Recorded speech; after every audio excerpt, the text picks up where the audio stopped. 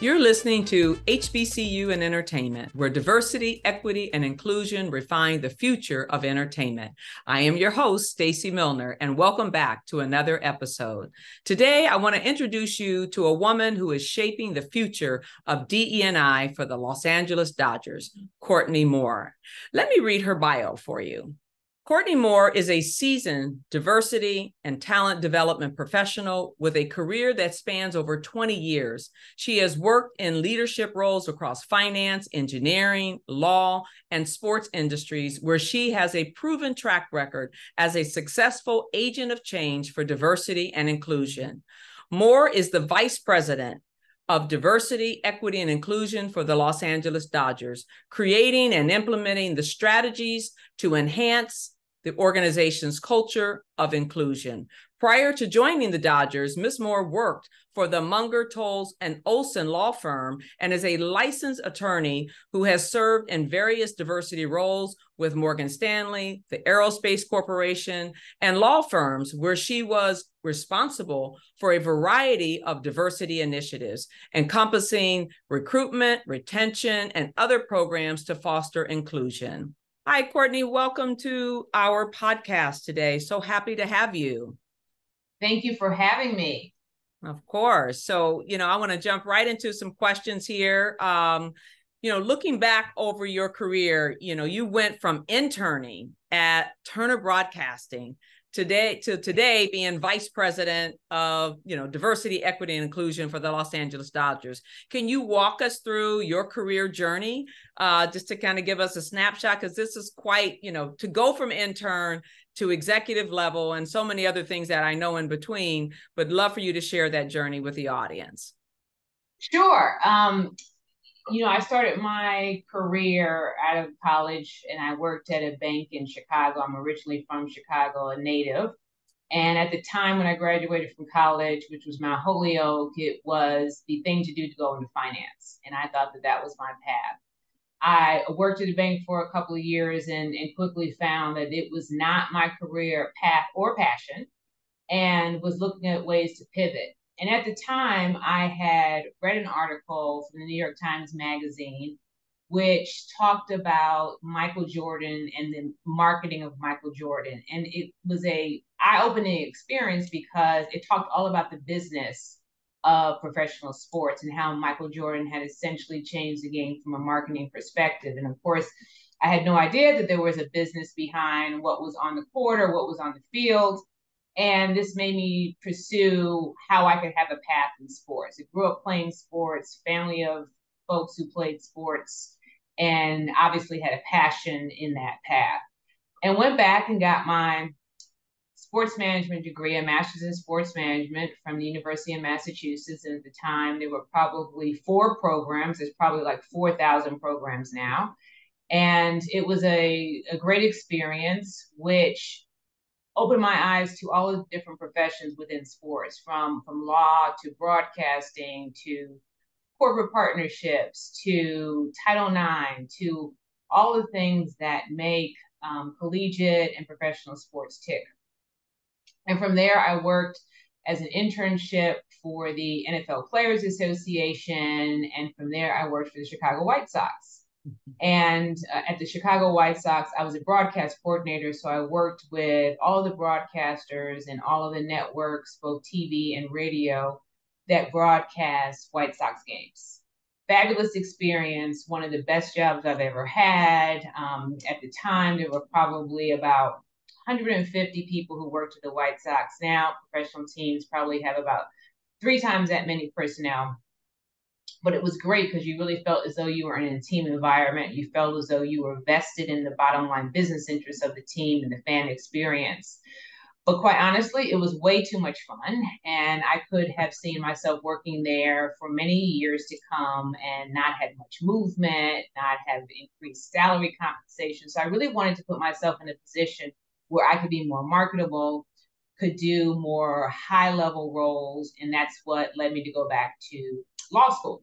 And when I went to law school, I was very intentional about where I wanted to go to law school. I had gone to Mount Holyoke and UMass, which both at the time had very small sports programs. When I was at UMass, it was before Calipari and Marcus Camby were there, so it was not kind of that basketball juggernaut that it is now. Mm-hmm. So I really wanted to go to a law school that had a athletic department that was run like a professional sports organization.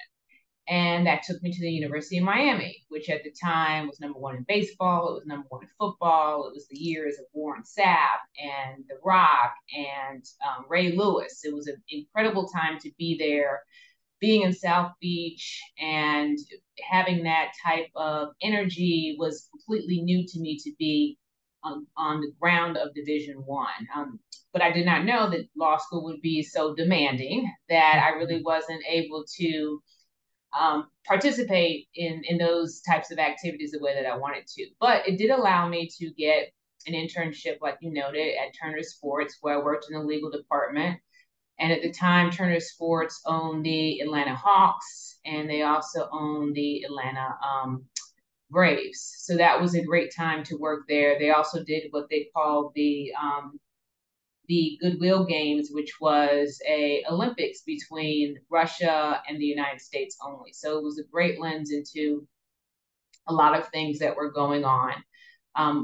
Graduated from law school and actually took a different path, actually practiced law, and decided after a few years of practicing that I wanted to do something different. And that's what actually led me to diversity, equity, and inclusion.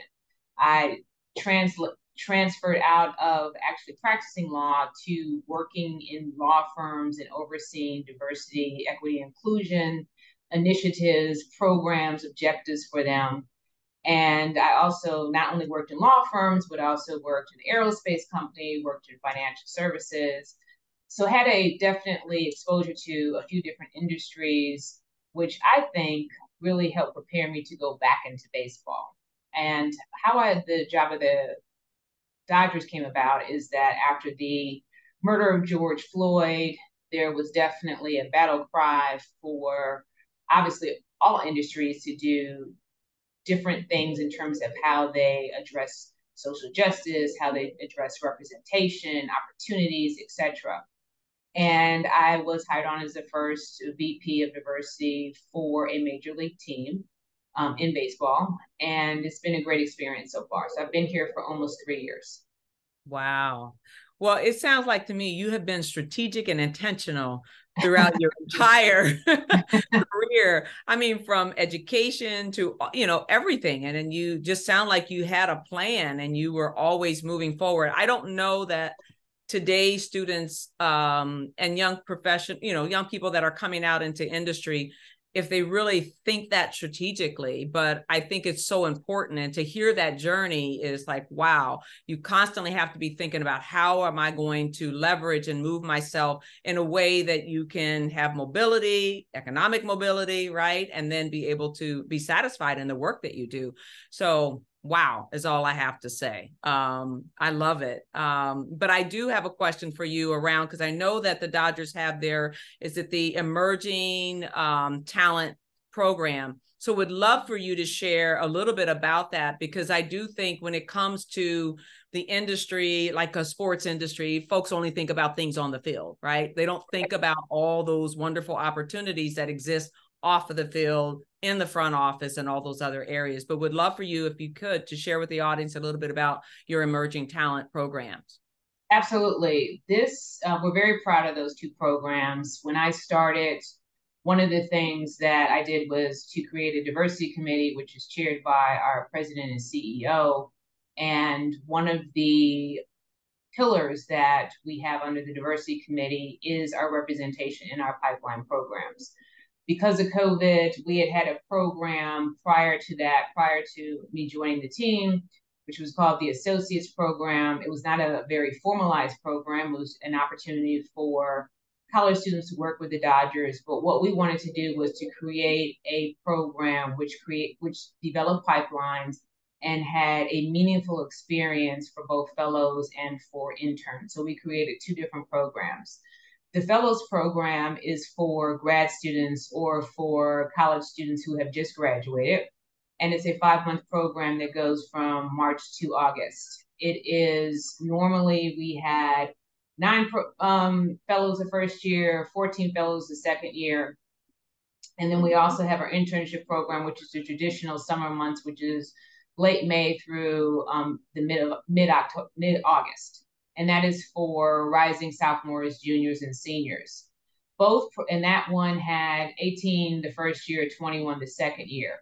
So it is across both the front office and baseball operations. It is a incredible experience because not only are the students working within roles that are meaningful and have meaningful responsibilities, whether it's in corporate partnerships or performance science, or it could be in terms of broadcasting, it can be in terms of data analytics. Whatever it is, we ensure that the managers are creating opportunities that will give them a full experience into what we do day to day with the Dodgers. But it does not only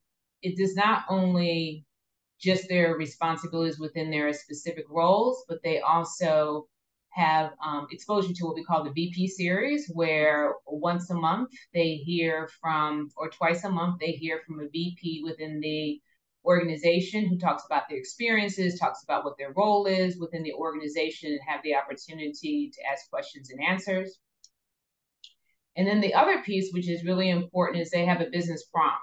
So we team them with 4 to 5 other interns or fellows and they work on a particular challenge that the Dodgers has had. So if anyone who's been to Dodger Stadium, we know that parking is a challenge, and that has been one of the business prompts. Another, if you've been to Dodger Stadium and have not received bobblehead, that's another challenge that we have had. So we give them real life challenges, and some of them, I would say that 1 or 2 are probably going to be implemented based on the work that the fellows and interns have done. But we want them to walk away with experience and to be able to talk about how they have impacted the Dodgers during their short time with us.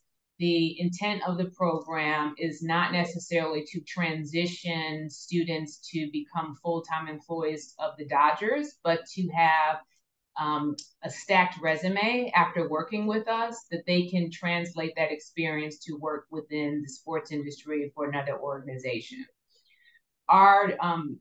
We've had a great response. The first year we had 1,000 applicants for the fellows program, 5,000 for the internship program, and those have gone up 20% year over year.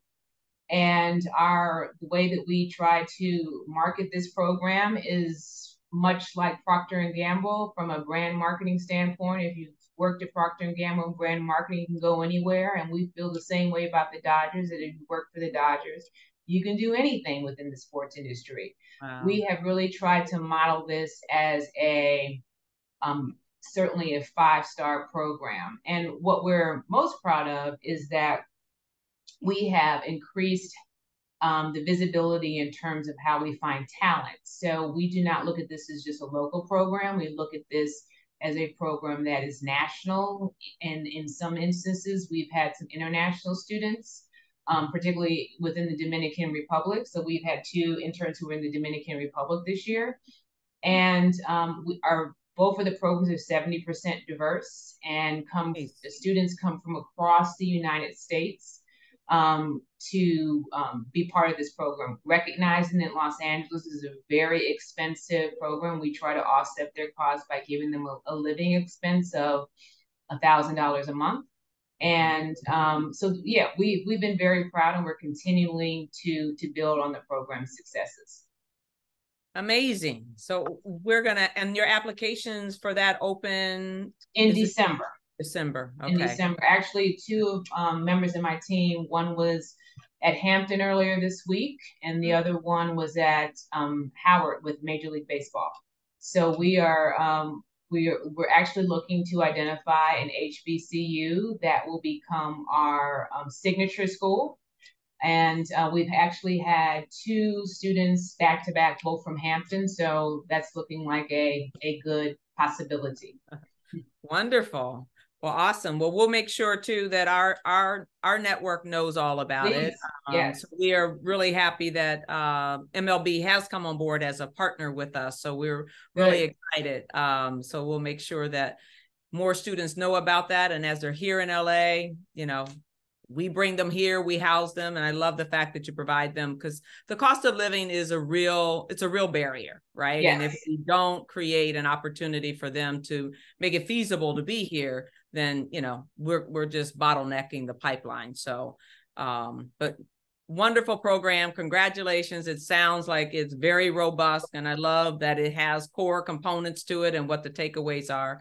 It's amazing. So congrats on that. So now let's talk a little bit about, when we talk about diversity, equity, and inclusion, obviously we all face challenges, right? When it comes to barriers of entry here. So what were some of the challenges or barriers you may have faced breaking into the industry, and how did you overcome them? And what advice would you give to others who will have to also walk your same path? Is this sports and diversity, or just in general? Sports and diversity, and also as well as in general, because I mean your career has spanned a lot of different areas, but particularly where you are right now sitting in sports, I think that's also something that you should really talk about from a standpoint of challenges or barriers.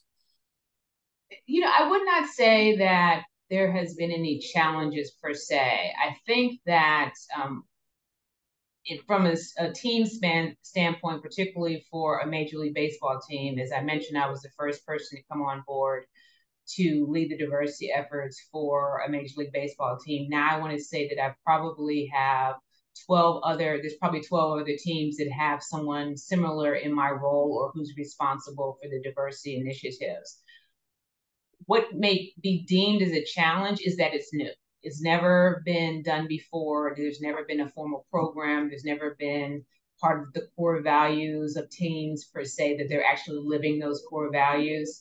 So I would say that you need to be in subject matter expertise to come in and build credibility and build trust within an organization where this is something that's very new. Mm-hmm. I think that what is definitely an advantage to working with the Dodgers is obviously we do have a history in so many different ways in terms of being progressive, specifically within diversity. And our mantra is to be world class. And I take that as not only on the field, but across everything we do as a business.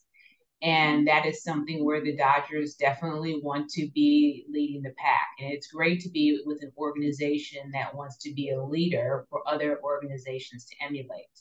With that, it gives me the resources to be able to do the things that I need to do. What I would say for challenges that other teams may have is that they may not have the same resources. They may not have the same buy-in. And that's really where sometimes you have to turn your wheels more to get that buy-in so that you're able to move forward in some of the initiatives that you want to do.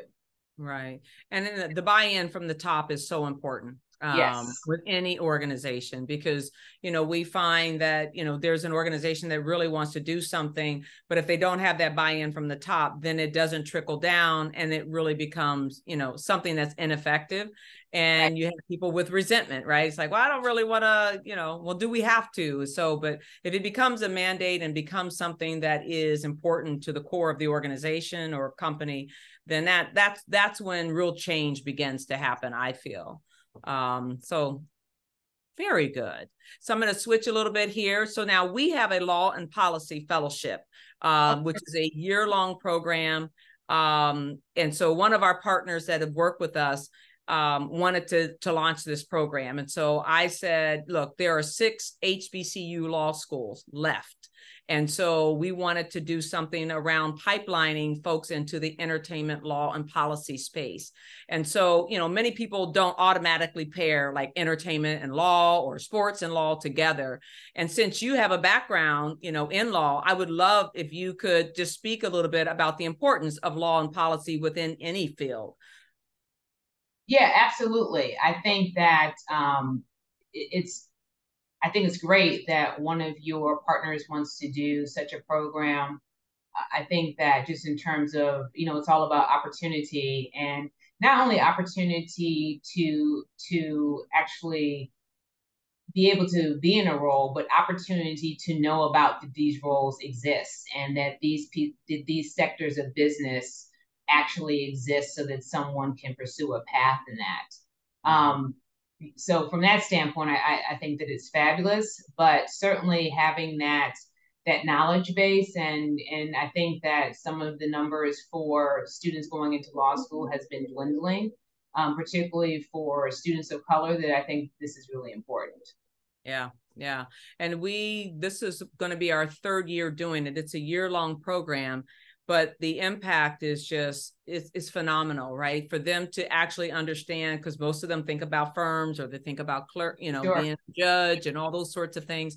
But to know that there is a place like within, this entertainment world of sports and just, whatever other areas, where we find our entertainment, there are laws that, govern and affect it. And that this is a pathway for, these students to think about, emerging their careers. So, and so when I heard about law policy, I'm like, well, what's policy? What's the policy piece? So it's like, well, there's legislative things that are happening all the time, and it affects whether or not we can film or do something in a certain way and a certain, so it was just very eye-opening. So I think that those fellows that have been involved, and there's one that focuses strictly on the entertainment law side, and one is specifically on policy.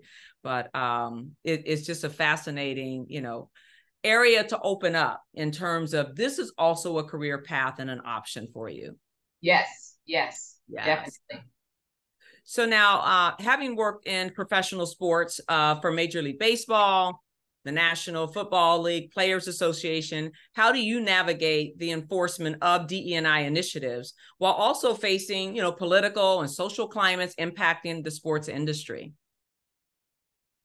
I think it's an opportunity. I particularly think that certainly within the space of social justice, that is really what we are trying to move forward with.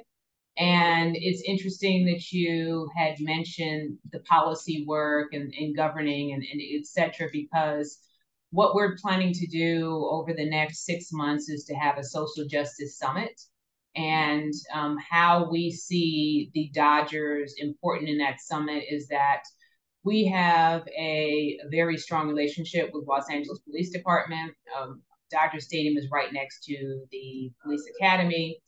We see ourselves as being very instrumental, as being a conduit, a liaison between the Los Angeles Police Department and community stakeholders in terms of how we can narrow the gap between the community and the police department. We also have a variety of stakeholders that both the foundation works with, as well as the team side.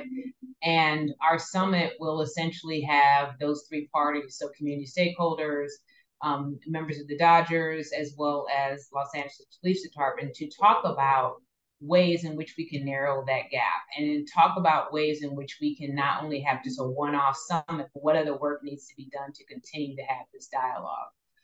So from a DEI perspective, I think that sports teams can be so instrumental in social justice work. And it's not necessarily from the standpoint of you have to protest or that you have to make a stand, but to be able to bring different people to the table to dialogue, I think is a very important and powerful role that teams can play because of where they're situated in their respective cities. So from that standpoint, I think that it is such an opportunity of what we can do to move this work forward. Beautiful. So needed and so necessary. I mean, we can all remember the Colin Kaepernick situation, yes. Right? And that was a real moment. And, and those are things that are going to continue, because I think, players are also becoming more vocal yes. in terms of what they, require and what they want. And so I just think it's something we have to be prepared for. But as the Vice President of Diversity, Equity, and Inclusion, what are some of the initiatives or projects that you have spearheaded when it comes to leadership development, recruitment, and talent? Sure. I already mentioned the fellowship and internship program. I also, to move that program forward, I hired someone who is our senior manager of diversity pipeline initiatives, and she essentially is the brainchild of that program. But under me also is recruiting, because recruiting is an important pillar within our diversity strategy. We completely revamped how we actually recruit, and from the standpoint that we ensure that we have diverse slates of candidates, that all managers are sharing with us their strategy to recruit. And if they feel they need help with that strategy, then that is something that we help with. So we are definitely internal consulting in terms of how we go about and attract talent. And this is from all levels of the organization. Very, very important pillar. In terms of our culture of inclusion, I mentioned the diversity committee, which I stood up when I started, but we also have 8 business resource groups. And those business resource groups are reflective in terms of racial and ethnic diversity, as well as gender, as well as sexual orientation. And then we do have a couple that are geared toward, one is geared towards family, and a couple are geared towards young professionals and how they can continue to accelerate within the Dodgers or within the sports industry. So how we enrich our culture is very important. It's something that we work on every day. And then there's also in terms of how we interact with the community. I mentioned the Social Justice Summit. We are also doing things in terms of our Heritage Nights. We have more Heritage Nights than any other team in baseball. And our Heritage Nights are not a monolith. We definitely have Hispanic Heritage Night, but we also have Mexican Heritage Night. We have El Salvadorian Heritage Night, Guatemala Heritage Night. So we are very reflective of the community that we serve.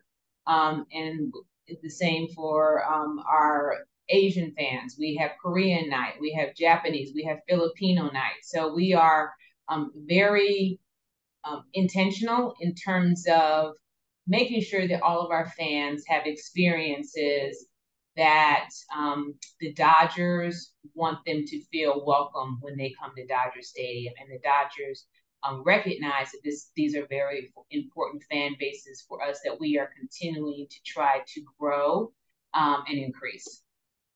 Awesome. So what would you say are some of the qualities that your organization looks for when they are recruiting diverse talent? I think that, across the board, we're looking for folks who have a passion for baseball, Dodgers to be specific.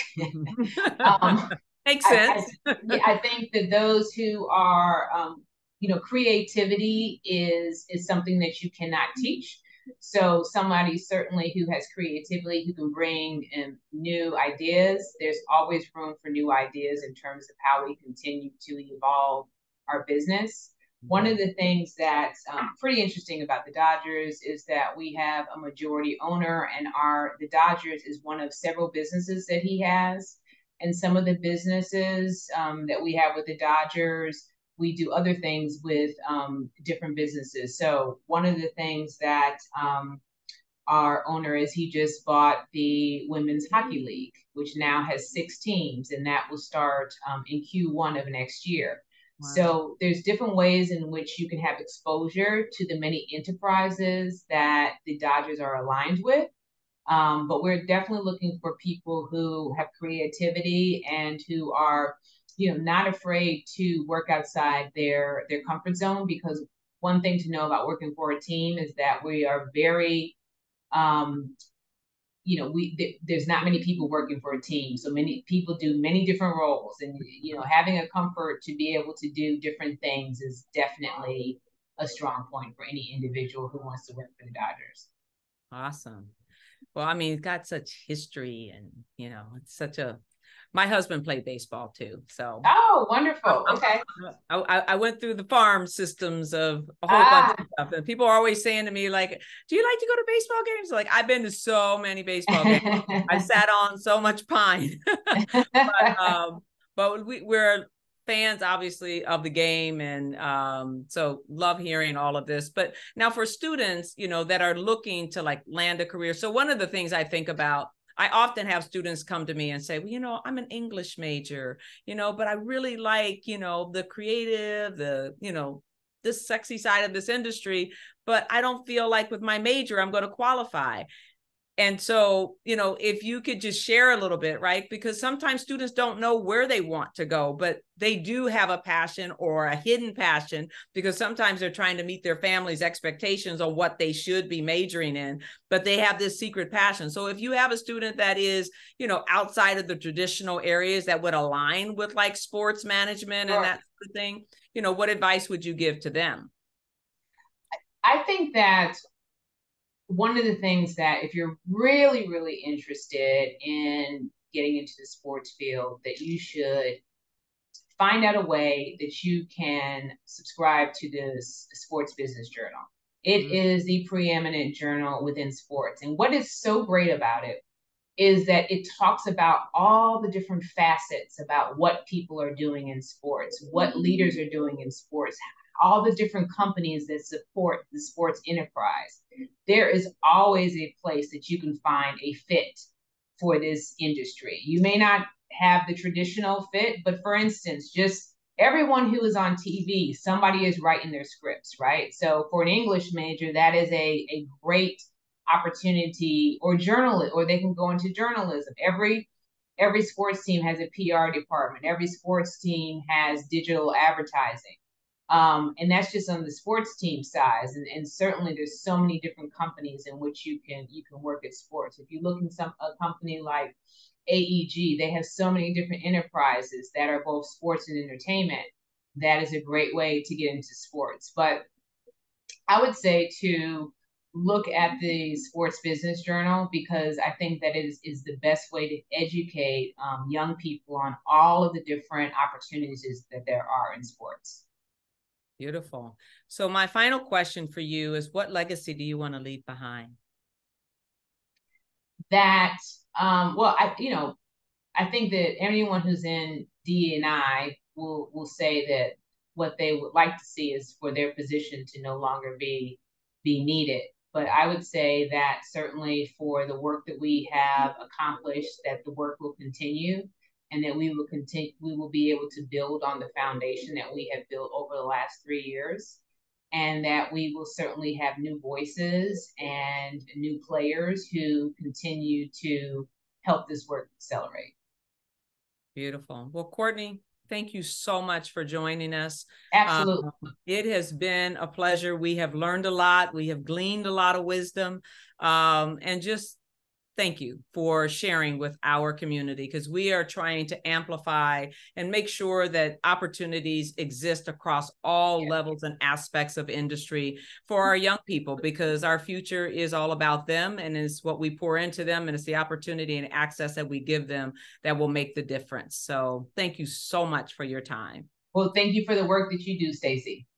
I want to thank you for joining me today and tuning in to another episode of HBCU in Entertainment. If this episode resonates with you, please comment, rate, review, share this podcast. Your feedback means the world to me. Until next time, know that I appreciate you for lending me your ears. Catch you in the next episode.